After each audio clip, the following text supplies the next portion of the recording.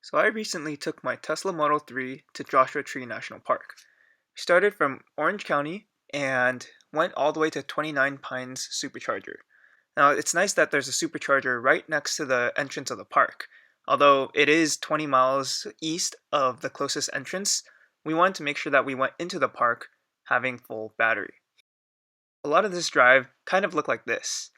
And it was just flat, nothing to see, a lot of cars. But as we kept on driving, it got a little bit more scenic. Now, clearly, this isn't actually that scenic, but there's finally some mountains on the side, and the road curves a little bit. We're not just going in a straight line anymore, just trying to beat all the other cars.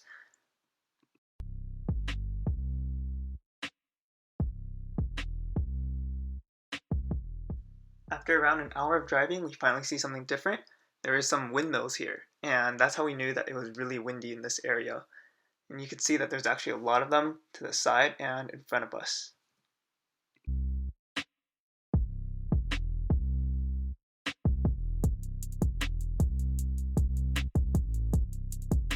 Finally, after about an hour and a half of driving, we get somewhere which looks a little bit more like a desert. There's small trees on the side, but nothing much, and just a lot of mountains. The temperature here also started getting close to 100 degrees.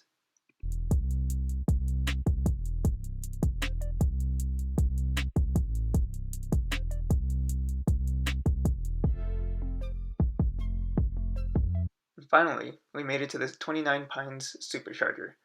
I thought that there would be something here, but it turns out it was just Tortoise Rock Casino.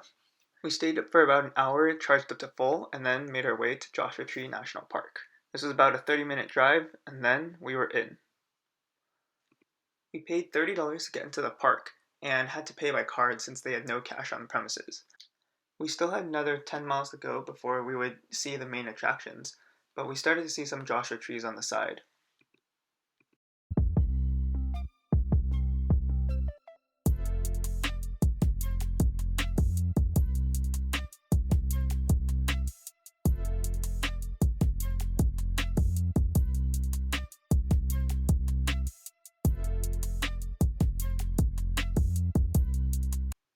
So we finally got to Hidden Valley Campsite, and we found spot 34.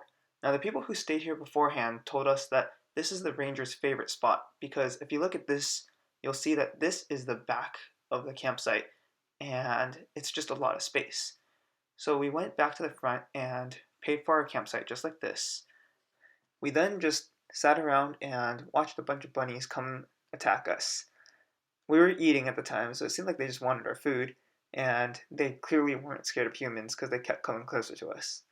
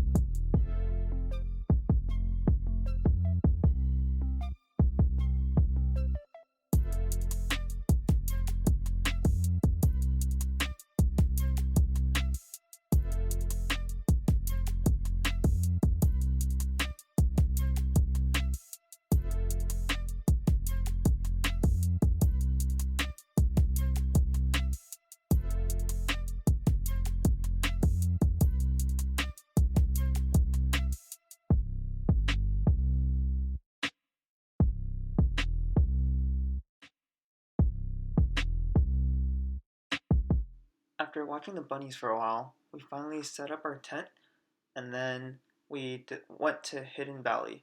This was an open trail, so it was really easy to get lost, but it was nice and open with a lot of trees. We then went to Barker Dam, which was completely dry, so we didn't explore, and finally went to Keys View for the sunset. And that was it for our first day. I woke up in the middle of the night to stargaze, and then went back to sleep. Then I woke up and took some sunrise pictures. After this, we decided to go hike Ryan Mountain, which is a 4 mile trail and it was pure uphill. And then we went to Skull Rock and then hit the road again. Now that we've basically explored the park's main attractions, we decided to drive south and look at Cholo Cactus Garden. After looking at this garden, we continued driving on south to go look at Cottonwood Springs. This was surprisingly a long drive at over an hour, but when we finally got there, I was really impressed because we were in a desert and yet there were green trees all around. So that basically concluded our trip. After spending 2 days at Joshua Tree, I feel like 2 to 3 days is the perfect amount of time to spend there. Driving a Tesla also is not a problem because you can charge up at 29 Palms and also at Indio Superchargers. So even though there's no electricity in the park, you'll have plenty to spare.